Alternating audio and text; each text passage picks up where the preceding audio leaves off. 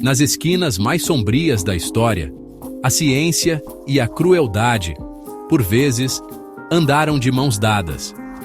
O desejo de entender o desconhecido, de ultrapassar limites, muitas vezes se misturou com a ausência total de compaixão. O resultado?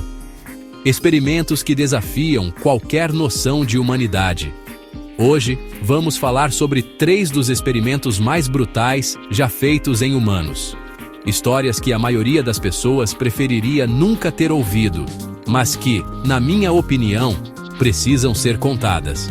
Não apenas para lembrar o que aconteceu, mas para garantir que jamais se repita. Primeiro, a Unidade 731.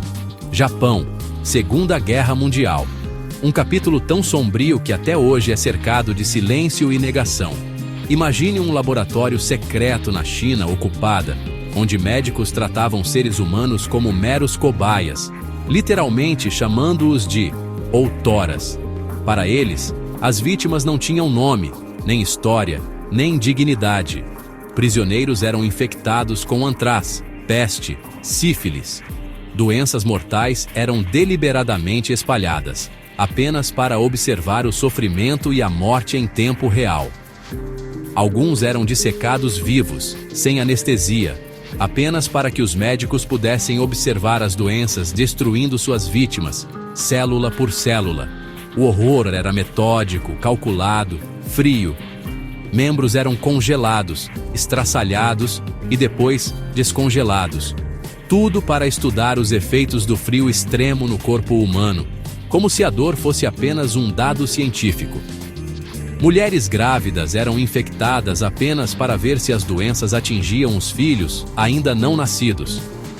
A vida, desde o início, era tratada como descartável.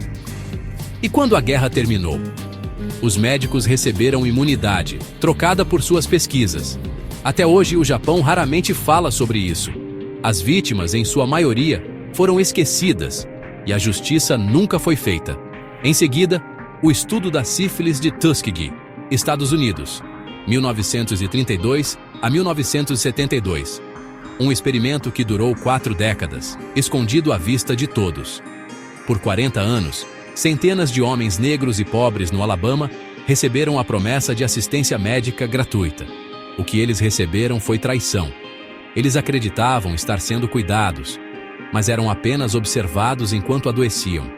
Médicos observaram a doença devastar seus corpos, nunca lhes dando a cura, mesmo depois que a penicilina foi descoberta.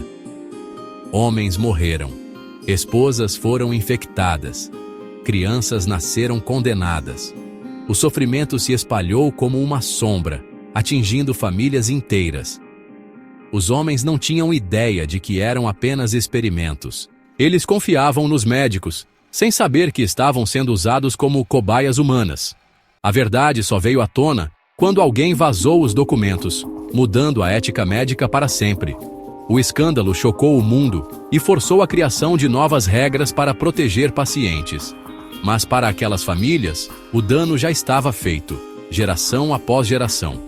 O trauma, a desconfiança e a dor atravessaram décadas, deixando marcas profundas. E então, o Instituto Allan Memorial, Canadá. Um lugar que deveria ser de cura, mas se tornou cenário de pesadelos.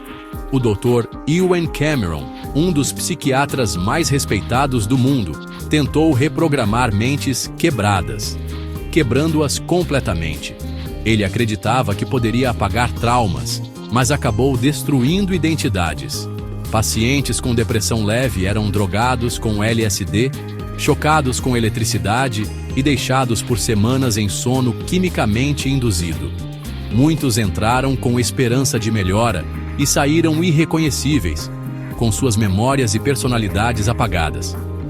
Alto-falantes berravam mensagens 24 horas por dia, 7 dias por semana. Frases repetidas, tentando reprogramar o subconsciente, enquanto os pacientes estavam indefesos.